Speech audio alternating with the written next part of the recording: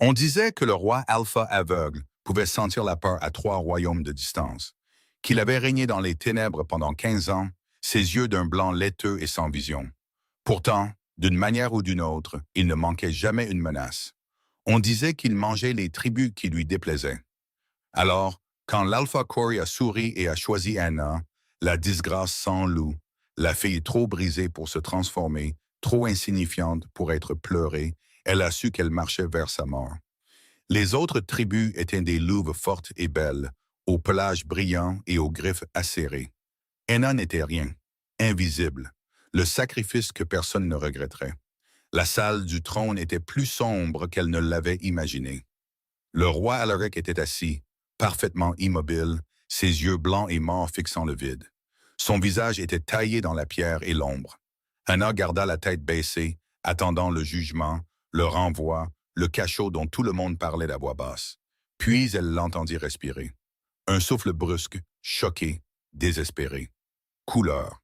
Le mot a fendu le silence comme un éclair. Le roi se leva de son trône, se déplaçant vers elle avec une précision impossible. Aucune hésitation, aucune recherche. Ses yeux aveugles se sont posés sur son visage comme s'il pouvait voir. « Je peux te voir », murmura-t-il. Assez proche maintenant pour qu'elle puisse voir les cicatrices autour de ses yeux.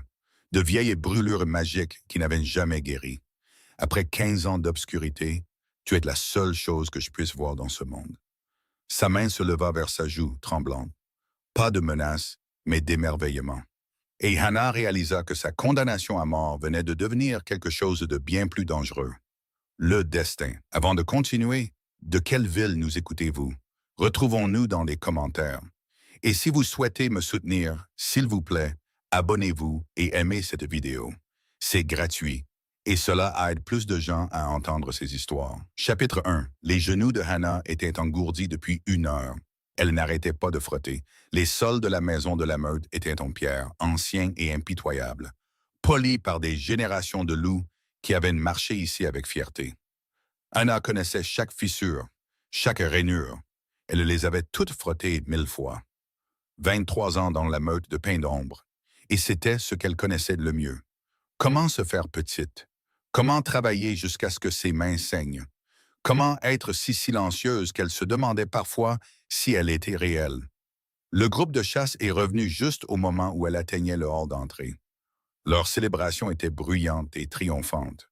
Anna se serra contre le mur, son seau et sa brosse serrés contre elle, attendant qu'ils passent. Ils ne sont pas passés. Zoria est arrivée la première, encore sous sa forme de loup, une magnifique bête argentée aux yeux bleus glaciers qui suivait Anna avec une cruauté désinvolte. La Luna se transforma en pleine foulée, sa métamorphose fluide et sans effort. Tout ce que Hannah n'avait jamais été capable de faire. Derrière elle, une douzaine de guerriers de la meute firent de même, leur loup disparaissant comme s'ils se débarrassaient de manteaux. Hannah ne s'était jamais transformée. Pas une seule fois, pas même une lueur de transformation. Toujours en train de frotter, petite souris. La voix de Zoria était du miel sur du poison. Elle traversa le hall d'entrée en 3 foulées élégantes, ses pieds nus laissant des traces de boue sur le sol fraîchement nettoyé par Hannah. Les autres suivirent, riant, marchant délibérément là où Hannah venait de frotter. Hannah ne dit rien. Elle avait appris il y a des années que les mots ne faisaient qu'empirer les choses. Zoria s'arrêta à côté d'elle et Hannah sut ce qui allait arriver. Elle le savait toujours. Le pied de la Luna heurta le seau d'eau, un geste trop précis pour être un accident, trop désinvolte pour être contesté, et le renversa sur la pierre dans une inondation sale. « Oh, désolé !»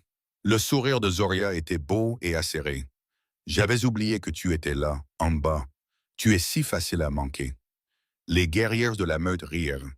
Hannah fixa l'eau qui s'étalait, son heure de travail se dissolvant en traînée boueuse, et ne ressentit rien. Pas de colère, pas même d'humiliation. Juste cette douleur sourde et familière d'exister dans un monde qui avait décidé qu'elle n'avait pas d'importance. Elle attendit qu'il soit monté dans les appartements de l'Alpha Corey avant de recommencer à nettoyer. Le soleil était couché quand elle eut fini. Le dos de Hannah la faisait horriblement souffrir alors qu'elle portait le seau à la buanderie, ses mains à vif et gercées. Elle était si fatiguée qu'elle pouvait à peine penser, ce qui était une bonne chose. Penser faisait plus mal que travailler. Hannah, le murmure venait des ombres près des cuisines. Weston émergea, serrant un paquet de tissus, son visage de 12 ans fendu d'un large sourire édenté. Son petit frère n'était que cheveux noirs en bataille et membres maigres, mais il avait déjà commencé à montrer des signes de son loup. Parfois, ses yeux brillaient d'or. Parfois, des griffes qu'il ne contrôlait pas encore tout à fait poussaient sur ses mains. Il serait fort un jour. Rien à voir avec elle. Je t'ai gardé du pain. Il pressa le paquet dans ses mains. Et un peu de venaison de la chasse. Le cuisinier ne regardait pas. La gorge de Hannah se serra. West, s'ils t'attrapent, ils ne m'attraperont pas. Il attrapa sa main, l'entraînant vers les jardins arrière où ils pouvaient se cacher. Viens, je veux essayer quelque chose. 10 minutes plus tard, Anna se tenait au clair de lune tandis que son petit frère tournait autour d'elle avec une concentration intense. Peut-être que tu penses trop comme une humaine, annonça Weston, comme s'il avait découvert quelque chose de profond. Essaie de penser à chasser des lapins. Hannah cligna des yeux. Chasser des lapins? Oui, courir dans la forêt, chasser. Il fit un mouvement de bond, sans le loup à l'intérieur. West, je ne veux pas chasser de lapins. Il se dégonfla légèrement. C'est probablement pour ça que ça ne marche pas. Malgré tout l'épuisement, l'humiliation, la douleur dans ses os, Hannah rit. Le rire sortit rouillé comme si elle avait oublié comment faire, mais il était réel. Weston rayonna. Un jour, dit-il avec ferveur en lui serrant la main, un jour tu te transformeras et tout le monde verra. Tu n'es pas brisée, Hannah. Je sais que tu ne l'es pas. Elle le serra dans ses bras pour qu'il ne voie pas ses yeux s'embuer. Laisse-le y croire. Laisse quelqu'un croire qu'elle pourrait être plus que ça. Dans 3 jours, le décret du roi arriverait. Dans 3 jours, son monde entier changerait. Mais ce soir, elle avait du pain, de la venaison et un petit frère qui l'aimait. Ce soir, c'était suffisant. Chapitre 2. Le messager royal arriva à l'aube, son cheval couvert d'écume et épuisé. À midi, toute la meute s'était rassemblée dans la clairière centrale, les murmures se propageant comme une traînée de poudre dans la foule. Le roi Alpha aveugle. Après 15 ans de silence, il réclamait ses dettes. Hannah se tenait à l'arrière, cachée derrière des épaules plus larges, et écoutait les rumeurs ramper dans l'assemblée comme des êtres vivants. On dit que ses yeux sont complètement blancs, morts, comme du lait. J'ai entendu dire qu'il peut encore tuer un homme à 50 pas. Sentir le mensonge dans ton sang. Le compagnon de ma cousine a dit qu'il garde les tribus dans des cages. Il les utilise pour des rituels de magie noire. Un tribut de chaque meute du royaume. Il les collectionne comme des prix. L'Alpha Corey se tenait sur la plateforme surélevée, le décret royal serré dans ses mains épaisses, son visage indéchiffrable. À côté de lui, Zoria avait l'air d'avoir mordu dans quelque chose de pourri. Personne ne voulait aller à la cour du roi aveugle. Personne ne voulait être le sacrifice. Le décret est clair, annonça Corey, sa voix portant par-dessus la foule agitée. Le roi Alaric de Pierre de Lune exige un tribut de chaque meute, un compagnon pour aider à briser une ancienne malédiction. Il marqua une pause, laissant le poids s'installer. Pain d'ombre répondra à cet appel avec honneur. Honneur, le mot avait un goût de cendre. Anna regarda la cérémonie de sélection se dérouler comme un cauchemar au ralenti. Les louves éligibles furent appelés, non accouplés, entre 18 et 30 ans, capables de représenter la meute. Elles se tenaient en ligne, nerveuses, essayant de ne pas paraître terrifiées.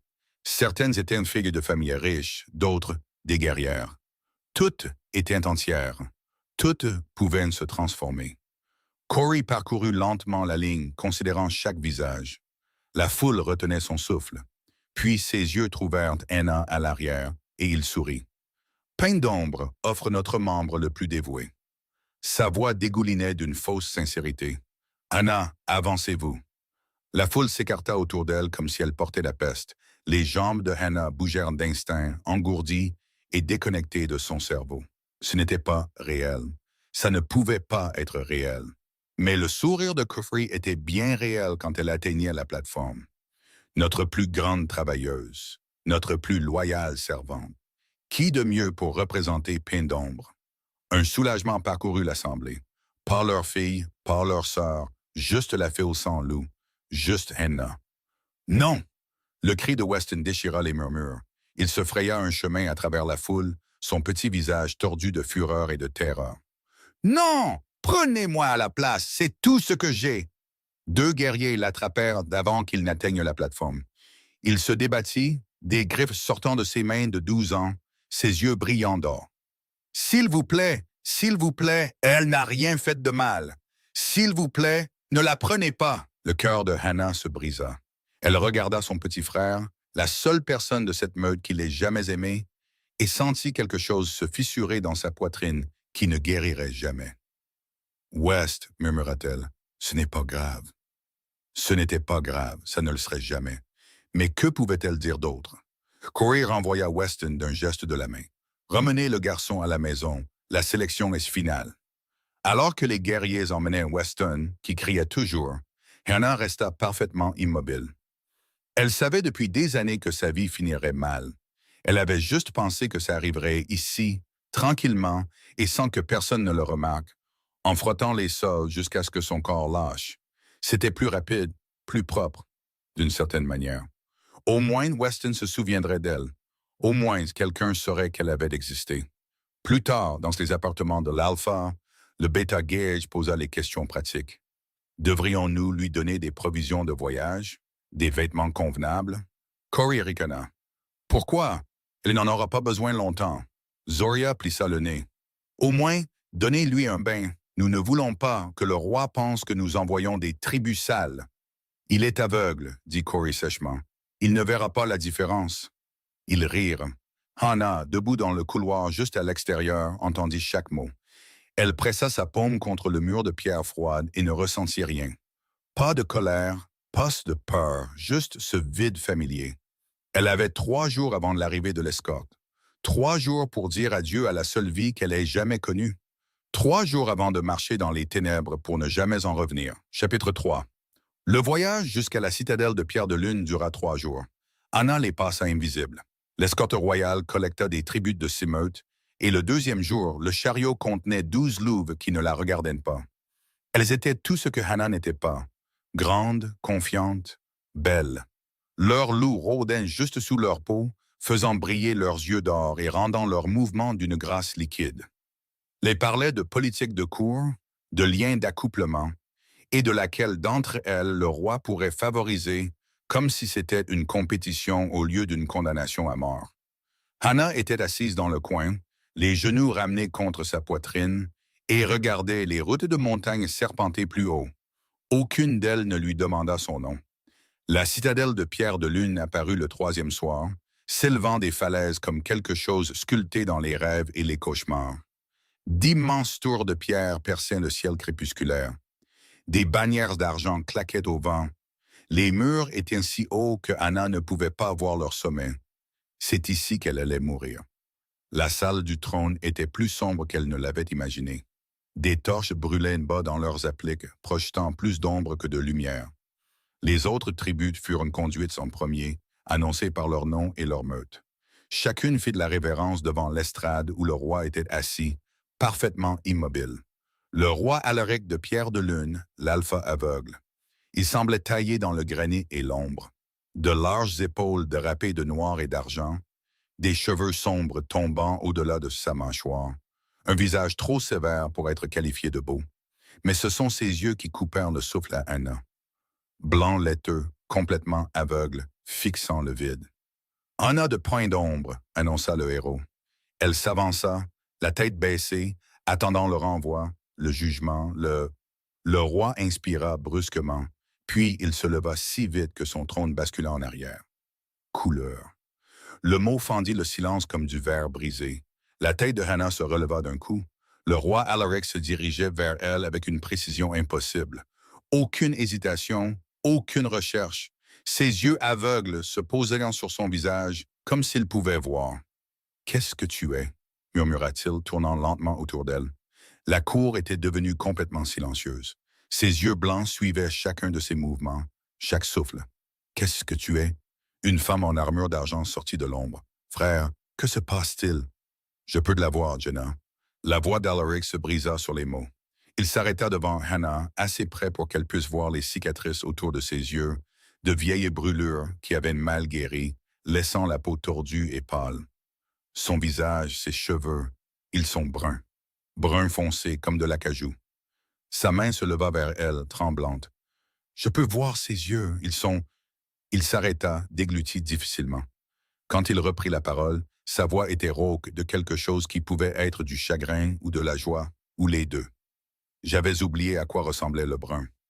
Anna ne pouvait plus respirer. Ce n'était pas possible. Elle n'était personne, rien. Comment pouvait-elle? C'est de la magie noire. Un homme en armure de commandant tira son épée, la lame résonnant dans le silence stupéfait. Elle la maudit davantage. Range cette épée, Noël. Alaric ne détourna pas le regard de Henna, ne le pouvait apparemment pas. Mais sire, je vois de la couleur pour la première fois en 15 ans. Alors Alaric jeta un coup d'œil à son commandant, et même avec ses yeux blancs et morts, son expression était féroce. Si tu gâches ça, je te jetterai moi-même dans les cachots. Noël baissa lentement son épée. Alaric se retourna vers Hannah. Sa main était toujours levée, planant près de sa joue mais sans la toucher. Je suis aveugle depuis 15 ans, maudit. J'ai appris à régner dans les ténèbres, j'ai appris à vivre sans la vue. Sa voix baissa jusqu'à devenir presque révérencieuse. Et maintenant tu es là, et quand je te regarde, je peux voir. Je ne comprends pas, murmura Hannah. Sa voix semblait petite et brisée dans l'immense salle du trône. Je ne suis personne, je suis sans loup, je suis... Tu es la seule chose au monde que je puisse voir. Le poids de son regard, la voyant vraiment, buvant chaque détail, la fit se sentir exposée d'une manière qu'elle n'avait jamais connue. Toute sa vie, elle avait été invisible. Maintenant, l'alpha le plus puissant du royaume la regardait comme si elle avait décroché la lune. La princesse Jenna s'approcha prudemment. « Peux-tu voir autre chose? » Alaric jeta un coup d'œil vers la voix de sa sœur. Son visage se ferma. « Non, juste les ténèbres. » Mais quand je la regarde, il se concentra à nouveau sur Anna, et quelque chose comme de l'émerveillement traversa ses traits sévères. Tout, je peux tout voir d'elle. Les jambes de Hannah tremblaient. C'était impossible. C'était insensé. Elle était venue ici pour mourir tranquillement. Un autre sacrifice oublié pour un roi maudit. Elle n'était pas venue ici pour être vue. Elle ne savait pas comment être vue. Conduisez-la aux appartements des invités, ordonna Alaric, bien que ses yeux n'aient jamais quitté le visage de Hannah. Ceux près des miens, je veux. Il s'arrêta, reprit. J'ai besoin de comprendre ça. Alors que les gardes l'emmenaient, Hannah jeta un regard en arrière. Le roi se tenait dans sa salle du trône, entouré de luxe et de pouvoir, la regardant partir avec des yeux blancs et aveugles, qui, d'une manière ou d'une autre, la voyaient mieux que quiconque ne l'avait jamais fait. Et Hannah réalisa que sa condamnation à mort venait de devenir quelque chose de bien plus dangereux. Quelque chose comme le destin. Chapitre 4.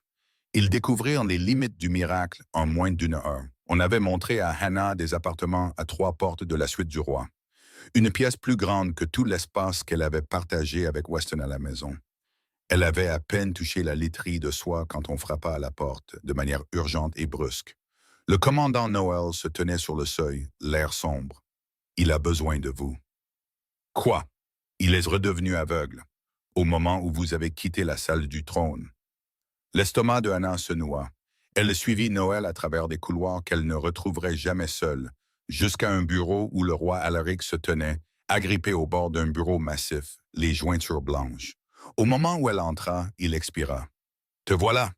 Ses yeux aveugles la trouvèrent instantanément, et elle vit le soulagement inonder ses traits sévères. « Je pensais, quand l'obscurité est revenue, j'ai pensé que je t'avais imaginé. »« Je suis réel, » murmura Hannah. « Oui. » Il se redressa, quelque chose de vulnérable traversant son visage. « Tu l'es, et quand tu n'es pas là, tout le reste disparaît aussi. » Alors Hannah resta. Les jours qui suivirent prirent un rythme étrange. Elle prenait ses repas dans le bureau d'Alaric, se promenait dans les jardins de la citadelle à ses côtés, s'asseyait dans un coin des réunions du conseil pendant qu'il gouvernait son royaume avec ses yeux blancs, qui ne voyaient qu'elle. La cour murmurait, les autres tribus furent renvoyées chez elle avec de l'or et des excuses. Et Anna apprit ce que cela signifiait d'avoir de l'importance. « Parle-moi de la malédiction, dit-elle un soir. Ils étaient dans sa bibliothèque privée, entourés de livres qu'il ne pouvait plus lire. « S'il te plaît. » Alaric resta silencieux un long moment, ses doigts traçant le dos d'un volume qu'il avait probablement mémorisé. Il y a 15 ans, j'ai refusé un mariage politique. Le père de la femme voulait fusionner nos territoires. Elle voulait une couronne. Sa mâchoire se crispa. Marceline n'a pas bien pris le rejet. Elle a engagé un praticien de la magie noire, quelqu'un d'assez puissant pour maudire un roi alpha. Qu'est-ce qu'ils t'ont fait? Ils ont volé ma vue, m'ont privé de la capacité de voir mon peuple, mon royaume, mon propre visage dans un miroir. Il se tourna vers elle, ses yeux blancs et morts trouvant les siens avec une précision étrange. Il s'attendait à ce que j'échoue, que je m'effondre, que je prouve que j'étais faible sans ma vision. Mais tu ne l'as pas faite. Non. Un fantôme de sourire. 15 ans d'obscurité, Anna. J'ai appris à gouverner par l'odorat et le son. J'ai mémorisé chaque pas de cette citadelle. Je peux dire quand quelqu'un ment à son rythme cardiaque. Identifier mes conseillers par la façon dont ils respirent. Il marqua une pause. Mais je n'ai jamais pensé que je reverrais un jour. La poitrine de Anna se serra. Et maintenant? Maintenant, tu es là. Il traversa l'espace entre eux lentement, comme s'il avait peur qu'elle puisse disparaître. Et quand tu souris, sa voix baissa, rauque et émerveillée. Quand tu souris, toute la pièce s'illumine, du moins pour moi. Elle ne savait pas quoi dire. Toute sa vie, elle n'avait été rien. Invisible. La file que les gens oubliaient dans la pièce. Mais Alaric la regardait comme si elle était le soleil après un hiver sans fin. Et c'était enivrant et terrifiant à la fois. Je ne comprends pas pourquoi, réussit-elle à dire. Pourquoi moi? Je ne suis personne. Je ne peux même pas me transformer. Je suis... Tu es tout ce que je peux voir. Il le dit simplement, comme si c'était la vérité la plus évidente du monde. Cela fait de toi tout. La porte s'ouvrit brusquement. Alors, le conseil veut savoir si nous devons renvoyer l'autre tribu à la maison ou... Oh! La princesse Jenna s'arrêta net, observant la scène. Son frère et Hannah, debout assez près pour respirer le même air, le dîner refroidissant sur la table derrière eux, clairement perdus dans leur conversation. « Est-ce que j'interromps ?» demanda Jenna, bien que son ton suggère qu'elle savait exactement ce qu'elle interrompait. « Oui, » dit Alaric sans détourner le regard de Hannah. « Bien. » Jenna s'appuya contre le cadre de la porte, les bras croisés. « Continuez. Je vais juste rester là et chaperonner parce qu'apparemment mon frère a oublié toutes les règles de bienséance. Je suis le roi, je fais les règles. Et je suis ta sœur, je les fais respecter. » Mais Jenna souriait, quelque chose de doux dans son expression. Le conseil peut attendre, mais Alaric, quoi que ce soit, elle fit un geste entre eux. Trouver une solution rapidement, parce que toute la citadelle en parle, et la moitié pense qu'elle est bénie par la déesse de la lune, tandis que l'autre moitié pense que c'est une sorcière. Après le départ de Jenna, Alaric soupira. Elle n'a pas tort. Nous devons comprendre ça. Pourquoi toi? Pourquoi maintenant? Hannah regarda le roi qui ne pouvait voir qu'elle et sentit quelque chose changer dans sa poitrine. Pour la première fois de sa vie, elle ne voulait pas être invisible. Elle voulait être vue, surtout par lui. Chapitre 5. Les textes anciens arrivèrent des archives royales 3 jours plus tard, portés par des érudits qui semblaient ne pas avoir dormi.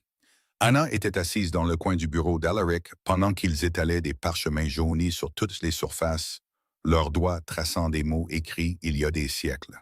« Ici », souffla l'érudit en chef, la documentation originale de la malédiction. Alaric ne pouvait pas la lire, alors l'érudit lut à voix haute. « Seul celui qui voit sans yeux et aime sans voir peut briser le lien. » La pièce devint silencieuse. « Une énigme ?» dit finalement Jenna. « Bien sûr que c'est une énigme. » Les voyantes de la cour arrivèrent le soir. 3 femmes anciennes qui sentaient la sauge et le clair de lune. Elles tournèrent lentement autour de Hannah, leurs yeux cataloguant chaque détail. « Elle n'a pas de loup, » dit l'aînée. « Aucun instinct prédateur n'obscurcit sa vision. »« Elle voit avec son âme, » ajouta une autre. « Pas avec la faim qui anime notre espèce. » La 3e voyante toucha doucement le visage de Hannah. « Elle voit sans yeux, sans les yeux d'un loup. Et peut-être, enfant, pourrais-tu aimer sans voir ce que les autres voient. Le pouvoir, le statut, la force. Tu vois plus profondément. » Le cœur de Hannah battait la chamade. « Je ne comprends pas. » « Tu n'as pas besoin de comprendre. Pas encore. » La voyante sourit. « Mais tu es la clé. nous en sommes certaines.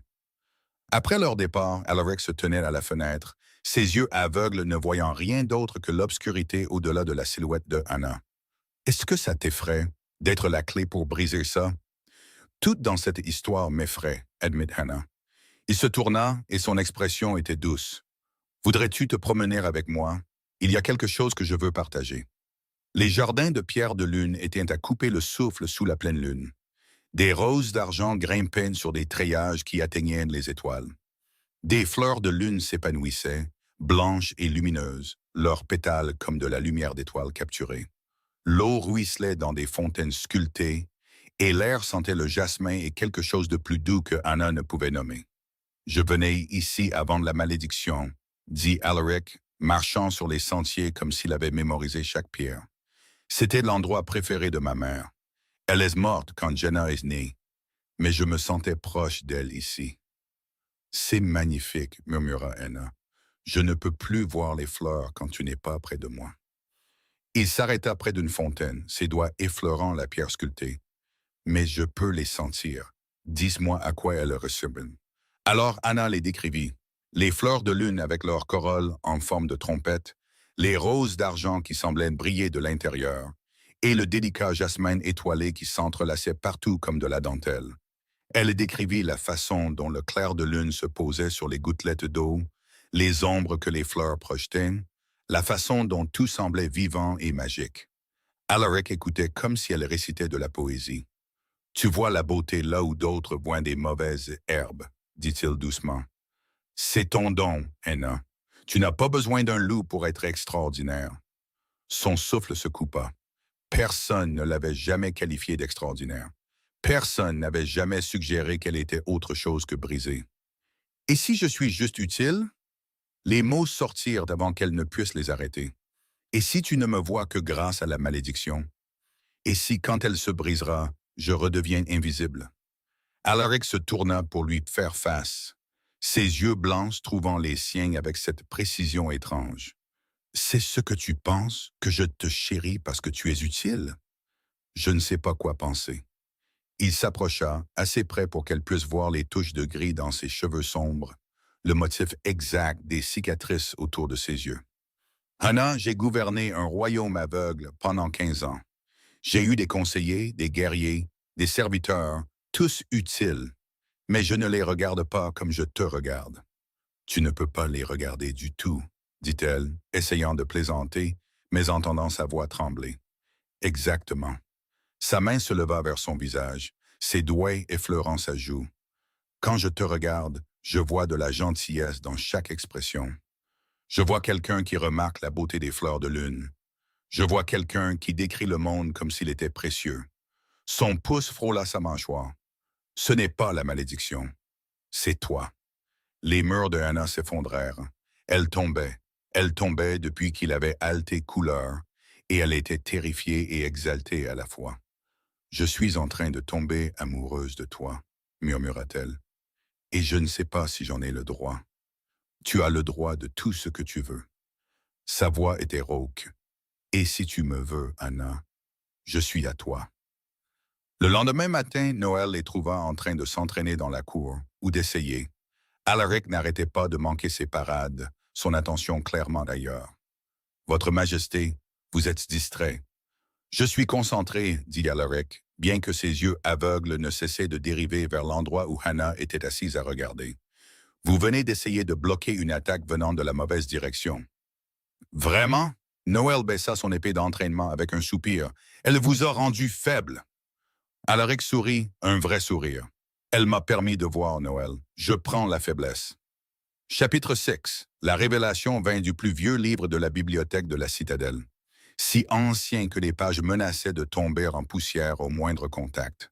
Perséphone, la voyante en chef, faisait des recherches depuis des jours, marmonnant pour elle-même dans des langues que Hannah ne reconnaissait pas. Maintenant, elle se tenait devant Hannah avec des yeux qui avaient une vue des siècles. Ses mains ridées tremblaient en tenant le livre. « J'ai besoin de voir ta paume, » dit Perséphone. Hannah tendit la main. La voyante traça les lignes, puis haleta. « Par la miséricorde de la lune, j'avais raison. » Perséphone leva les yeux, et il y avait des larmes sur son visage ancien. « Enfant, Sais-tu ce que tu es? Sans loup, dit Anna automatiquement. Brisé. Non, la voix de Perséphone était féroce. Tu es le plus rare des dons. Tes ancêtres marchaient entre les mondes, guérissant ce que la magie noire brisait. On les appelait des briseurs de malédiction, des humains bénis par la déesse de la lune elle-même. Le bureau devint silencieux. Alaric, qui arpentait près de la fenêtre, se figea. C'est impossible, murmura Anna. Je ne suis personne. Je ne peux même pas me transformer. Tu ne te transformes pas parce que tu es quelque chose de plus ancien, de plus peur.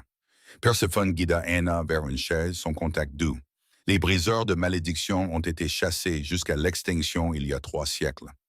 Les loups puissants les craignaient les humains qui pouvaient défaire leur magie, qui pouvaient voir à travers leur tromperie. Ta lignée était censée être éteinte. L'esprit de Anna vacilla. Mais je n'ai aucun pouvoir. Je ne peux rien faire. Tu es immunisé contre la magie noire. Elle glisse sur toi comme l'eau sur la pierre. Perséphone se tourna vers Alaric. La malédiction s'accroche à votre vue de loup, votre majesté. Elle trompe les yeux du prédateur, leur faisant voir seulement l'obscurité.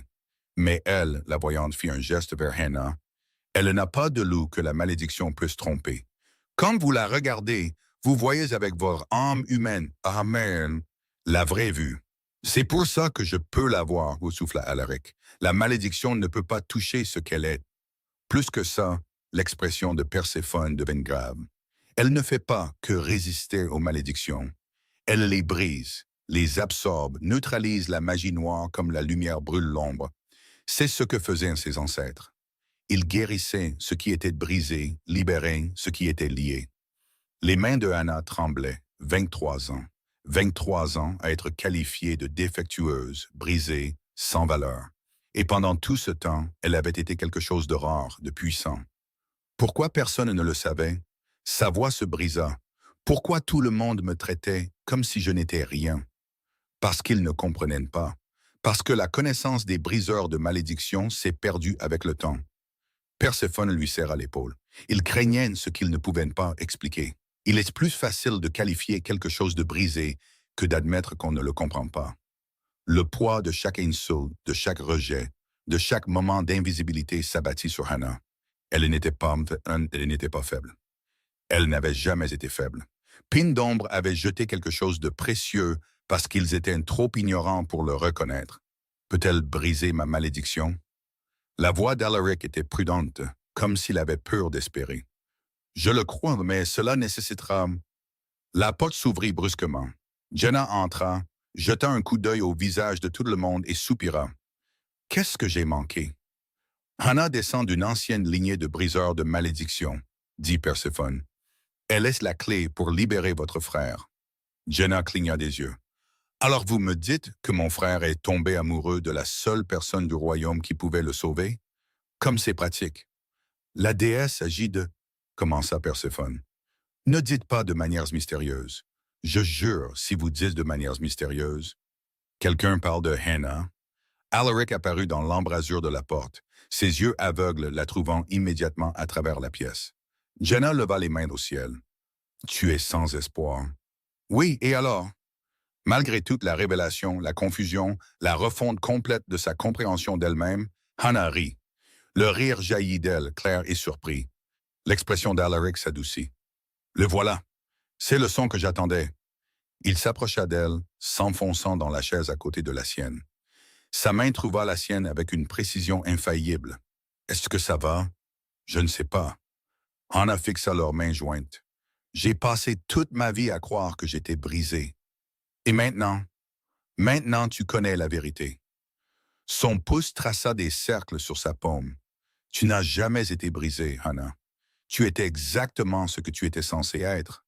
Une briseuse de malédiction. Ma briseuse de malédiction. Sa voix baissa assez bas pour qu'elle seule puisse l'entendre. Si tu veux de moi. Perséphone s'éclaircit la gorge. Il y a plus que vous devez savoir. La rupture de la malédiction, ce ne sera pas simple. Cela nécessitera un sacrifice. Le cœur de Hannah manqua un battement. Quel genre de sacrifice? L'expression de la voyante devint grave. Ça, mon enfant, j'essaie encore de le déterminer. Mais la vieille magie exige toujours un prix. Toujours. Chapitre 7. Ils arrivèrent à l'aube, quand la brume s'accrochait encore au mur de la citadelle. Anna était dans les jardins avec Alaric quand le corps sonna. 3 coups brefs qui firent s'envoler les oiseaux dans le ciel pâle. La tête d'Alaric se releva brusquement, ses yeux aveugles se durcissant. Compagnie armée aux portes, dit-il. Noël, rapport.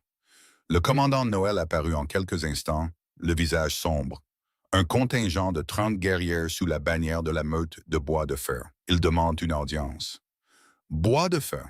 La mâchoire d'Alaric se crispa. Le père de Marceline. Le nom glaça le sang de Anna, la femme qui l'avait maudit. Devons-nous leur refuser l'entrée? Demanda Noël. Non. Si elle est venue de si loin, elle veut quelque chose. Mieux vaut d'y faire face maintenant. La main d'Alaric trouva celle de Anna. Reste près de moi.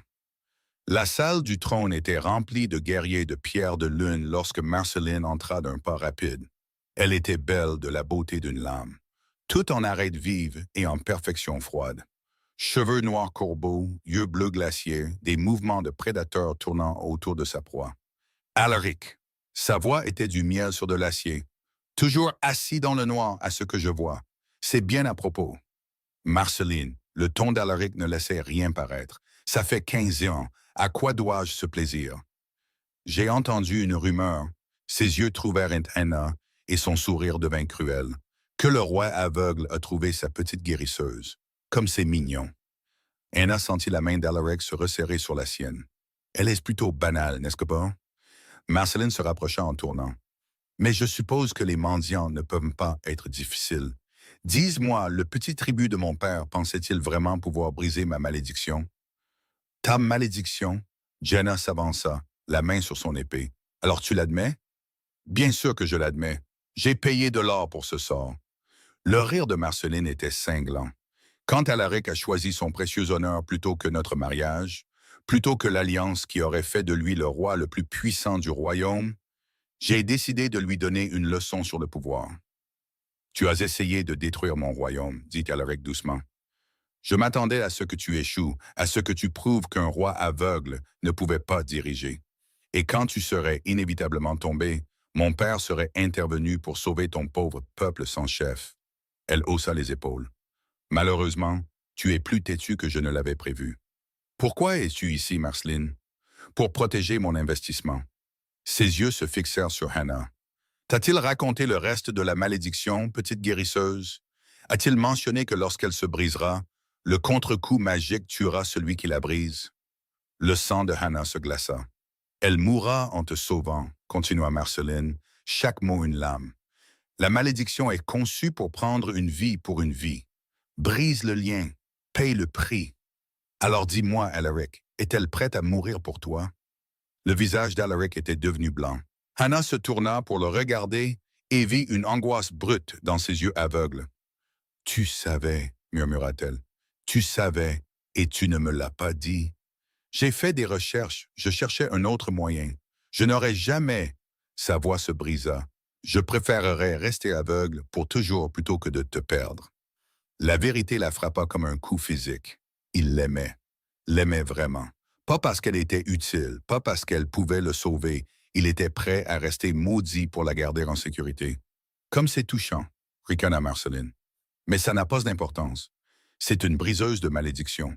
Son existence même est une menace pour le sort. Alors je te donne le choix, Alaric.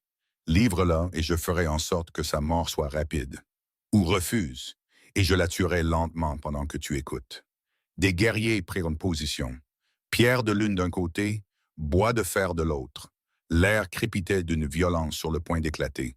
Noël s'éclaircit de la gorge. « Alors, on se bat maintenant ou il y a encore du temps pour des révélations dramatiques? » Marceline se tourna vers lui. « Silence, toi. Parce que si on se bat, j'ai besoin de m'étirer. » Noël fit tourner son épaule pour tester. « Je me suis fait mal à quelque chose hier et je ne suis plus aussi jeune qu'avant. » Malgré la terreur qui inondait ses veines, Anna faillit rire. Faillit. Alaric se leva et son pouvoir d'alpha déferla dans la salle du trône comme le tonnerre. « Tu ne la toucheras pas, tu devras me tuer d'abord. » Ça, ronronna Marceline, ça peut s'arranger. Chapitre 8. La deuxième délégation arriva avant même que les guerriers de Marceline n'aient quitté la salle du trône. Anna entendit d'abord l'agitation. Des voix fortes à l'entrée de la citadelle, le choc de l'acier sur l'acier alors que les gardes tentaient de tenir la ligne. Puis une voix qu'elle ne connaissait que trop bien retentit dans les couloirs. Je suis ici pour ce qui appartient à Pain d'ombre. Alpha Corey. L'estomac de Anna se noua. La main d'Alaric trouva la sienne instantanément. Ses yeux aveugles vifs de fureur. Combien? Demanda-t-il à Noël. 20 guerriers, couleur de Pain d'ombre. L'expression de Noël était sombre. Devons-nous les renvoyer? Non. La voix d'Alaric était de glace. Laissez-les venir. Je veux entendre ce qu'il a à dire. Corey entra dans la salle du trône en se pavanant comme si elle lui appartenait. Zoria à ses côtés, le Beta Gage derrière eux. Ses yeux trouvèrent une Anna et il sourit, ce même sourire cruel de la cérémonie de sélection. « Voilà mon petit tribut, dit-il. Il est temps de rentrer à la maison, ma fille. »« Elle n'ira nulle part avec toi, dit Alaric doucement, avec tout le respect que je vous dois, roi Alaric. » Le ton de Corey ne suggérait aucun respect. Elle appartient à Pain d'ombre. Nous l'avons envoyée comme tribu, mais maintenant j'entends des rumeurs intéressantes. Quelle est la clé pour briser votre malédiction? Quelle est d'une sorte de lignée rare? C'est une personne, pas une clé. C'est la propriété de la meute. Le sourire de Corey s'élargit. Sans loup, sans valeur sauf comme un outil, et nous reprenons notre outil. Pensez-y, roi. Si elle brise votre malédiction sur le territoire de Pain d'ombre, ma meute en aura le crédit. L'avantage. Nous pourrions négocier des termes très favorables. Anna se sentiment. Bien sûr que Corey était venu. Au moment où elle devenait précieuse, il voulait la posséder à nouveau.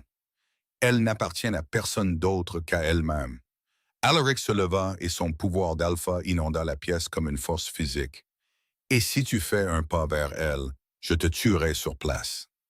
Corey rit vraiment. Vous êtes aveugle, roi.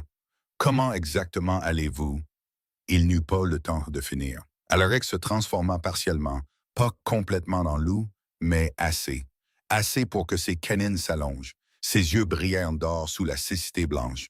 Son pouvoir s'abattit sur la cour comme le tonnerre. Je n'ai pas besoin de te voir pour te détruire. Le défi fut lancé dans la cour à midi. Traditionnel, avec des témoins, contraignants.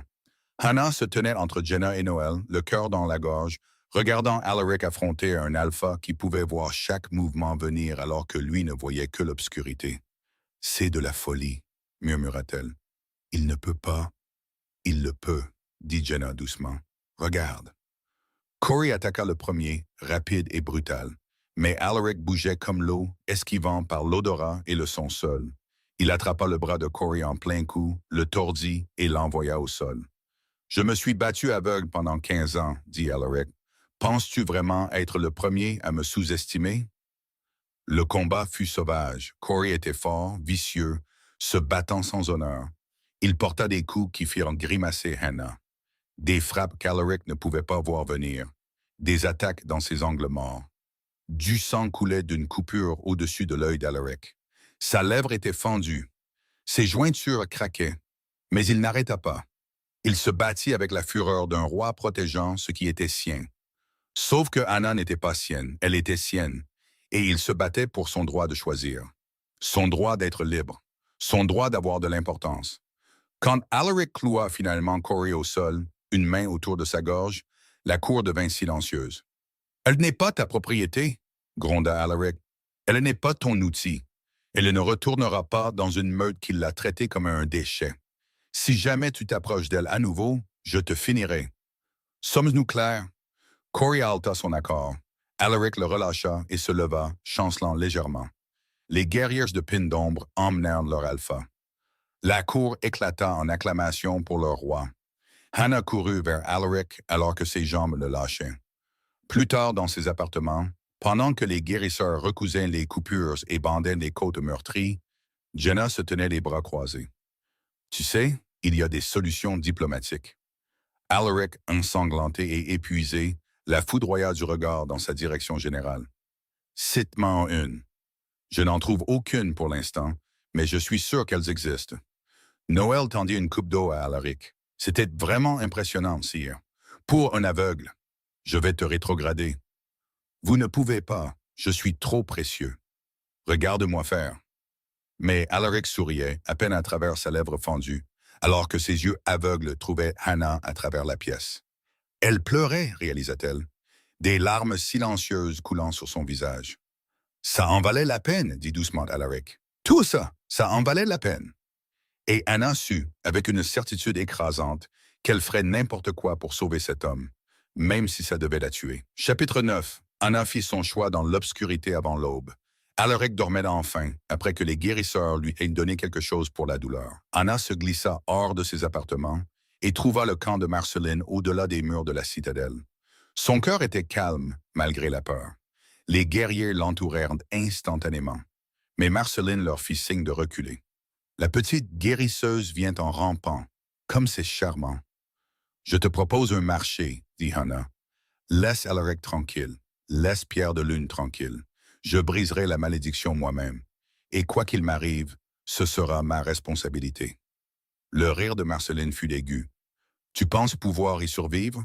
Le contre-coup te déchirera. Peut-être, Hannah leva le menton. Mais je suis une briseuse de malédiction. Mon sang a été fait pour ça. Et je préfère mourir en essayant que de te laisser nous contrôler l'un ou l'autre. Quelque chose vacilla dans les yeux de Marceline. Du respect peut-être, ou juste de la curiosité. Très bien, brise-la si tu peux. Je veux te voir brûler. Anna retourna à la citadelle alors que le soleil se levait, ses mains fermes. Elle trouva Alaric dans la salle du trône, Jenna et Noël se disputant sur des positions défensives. Ils se tournèrent tous quand elle entra. « Hannah, commença Alaric, je brise la malédiction. Aujourd'hui, maintenant. » Sa voix ne trembla pas. « Et vous n'allez pas m'arrêter. Hannah, si tu meurs, alors je meurs en te choisissant, en me choisissant moi-même, en choisissant d'être courageuse pour la première fois de ma vie. » Elle s'approcha de lui, prit son visage balafré dans ses mains. « Je te vois, Alaric, je te vois avec plus que des yeux. Je vois ton cœur. Je vois comment tu as régné aveugle pendant 15 ans, avec plus d'honneur que la plupart des rois, avec une vue parfaite. Je vois comment tu t'es battu pour moi, comment tu m'estimes. Anna, je te choisis. Je choisis ça. » Elle pressa ses paumes sur ses yeux aveugles et atteignit la malédiction avec tout ce qu'elle était. La magie résista d'abord, ancienne, en colère, conçue pour lier, aveugler et briser. Mais Hannah était faite pour briser les malédictions. Son sang chantait avec ça. Son âme flamboyait de détermination. La magie de la malédiction l'inonda comme du feu, comme une noyade, comme être déchirée de l'intérieur. Elle cria, mais elle ne lâcha pas. Elle l'absorba, la neutralisa, la tira en elle jusqu'à ce qu'il ne reste plus rien. La malédiction se brisa comme du verre. Alaric haleta, un son brusque et choqué. Ses mains volèrent vers les poignets de Hannah. « Je peux voir, souffla-t-il, pas seulement toi, tout, je peux voir. » Ses yeux n'étaient plus blancs. Ils étaient noisettes, brillants et clairs, voyant le monde pour la première fois en 15 ans. Il fixa ses mains, la salle du trône, la lumière du soleil entrant par les fenêtres. Puis il regarda Hannah. La regarda vraiment. « Tu es vivante, murmura-t-il. Des larmes coulèrent sur son visage. « Tu l'as brisée, et tu es vivante. »« Je te l'avais dit, » réussit-elle à dire en chancelant. « Briseuse de malédiction. J'ai été conçue pour ça. » Alaric l'attira dans un baiser qui avait le goût des larmes et du triomphe, comme 15 ans de ténèbres se terminant dans une lumière éclatante. Quand il se retira enfin, ses yeux, ses beaux yeux qui voyaient, étaient pleins d'émerveillement. « Je peux te voir, je peux tout voir, mais tu es toujours la plus belle chose au monde. » Dehors, le cri de fureur de Marceline résonna à travers la citadelle. Le contre-coup de la magie de la malédiction anéantit son pouvoir obscur de façon permanente. Quand les guerrières de Pierre de Lune la trouvèrent, elle n'était plus qu'une femme, sans magie, sans menace, juste amère et brisée. Query fut banni du territoire de Pierre de Lune cet après-midi-là. Son alliance révoquée, sa meute humiliée. Le décret officiel était clair. Quiconque abusait des membres de sa meute ne trouverait aucun accueil dans le royaume d'Alaric. Mais le meilleur moment arriva 3 jours plus tard quand Weston arriva, les yeux écarquillés et effrayés, serrant un petit sac. « Hannah ?» Sa voix se brisa. « Ils ont dit que tu es reine maintenant ?» Hannah courut vers lui, le cessaillit. le serra dans ses bras. Je suis ta sœur. C'est ça qui compte. Tu restes ici, West. Avec moi. Pour toujours. La cérémonie d'accouplement eut lieu sous la pleine lune. Jenna accomplit les rites, son sourire éclatant alors qu'elle liait les mains de Hannah et d'Alaric avec un cordon d'argent. Par la déesse de la lune et les lois anciennes, je vous déclare compagnons, roi et reine de pierre de lune. Le festin du couronnement fut magnifique. Anna portait de l'argent et de la pierre de lune, ses cheveux tressés de jasmin étoilé. Alaric ne pouvait s'empêcher de la fixer. Jenna leva sa coupe. À mon frère qui a retrouvé la vue et l'a immédiatement utilisée pour faire les yeux doux à sa compagne. Noël sourit. À notre reine qui a brisé une ancienne malédiction et qui, d'une manière ou d'une autre, nous supporte encore tous. Anna rit, le son clair et libre. Je suis passé d'invisible à inoubliable en 3 semaines. Je m'adapte encore. Alaric la serra contre lui, ses beaux yeux qui voyaient, fixés sur son visage. Habitue-toi à être vue, ma reine. Il ne cessa jamais de la regarder. Pas pour le reste de leur vie.